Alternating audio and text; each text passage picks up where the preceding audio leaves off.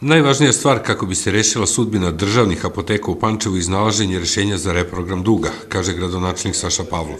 Poslednji predlog poverilaca je da im se do polovine ove godine namire potraživanja za koliko su apotekarskoj ustanovi blokirali račun, što bi oni u zavisnosti od pojedinačnih potraživanja podelili, kaže Pavlov. S obzirom da to mi ne možemo iz našeg budžeta, sada vodimo pregovore i mislim da imamo veliki nivo razumevanja da tu podršku dobijemo eksterno, odnosno od Ministarstva finansija za ovu godinu, a onda bi sa poveriocima seli i preostali deo duga, recimo to je negde 50%, ako je sada apoteka blokirana negde na blizu 350 miliona, dugovi bez kamata i sudskih troškova su negde oko 700 miliona, mi bi onda preostali deo duga vraćali u naredne 3 kalendarske godine, znači na to bi se obavezala lokalna samouprava pod uslovom da država umeđu vremenu ne nađe neko drugo rešenje.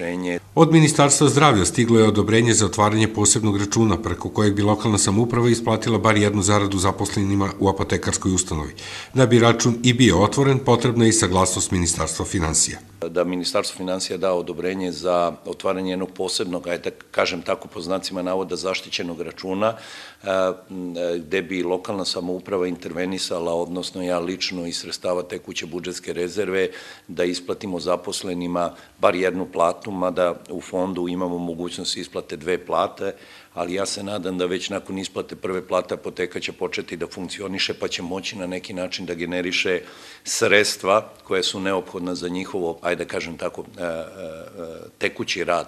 Ovaj posebni račun bi mogao da bude iskorišćen i da se na njega uplati oko 60 miliona dinara, koliko Republički fond za zdravstveno osiguranje duguje apoteci Pančevo za lekove koji su izdati na recepte. Na taj način bi se 60 miliona dinara iskoristilo za isplatu još neke zarade, ali i nabavku lekova kako bi državne apoteke počele da rade, kaže Pavlov.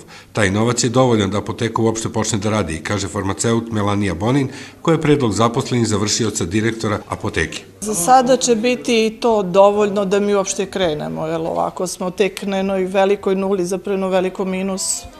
Pa u svakom slučaju svaki novac koji bude dolazio bit će dovoljan za neki početak da mi krenemo, pa ćemo posle videti. Mi se nadamo za tih 19 apoteka, za neki prvi početak da će biti dovoljan. E sad, da li će apoteke sve ostati u samom gradu, to ćemo se još dogovarati, jer imamo dosta i nerentabilnih koji su se do sada u prethodnom periodu pokazale da nisu rentabilne. Zbog duga koji je sa kamatama oko milijardu dinara apotekarskoj ustanovi je od januara račun u blokadi. Kada se i rafovi u državnim apotekama napune lekovima, osnovni zadatak će biti da se ne posluje sa gubitkom, već da se iz tog prometa pokriju troškovi poslovanja, kaže Bonin.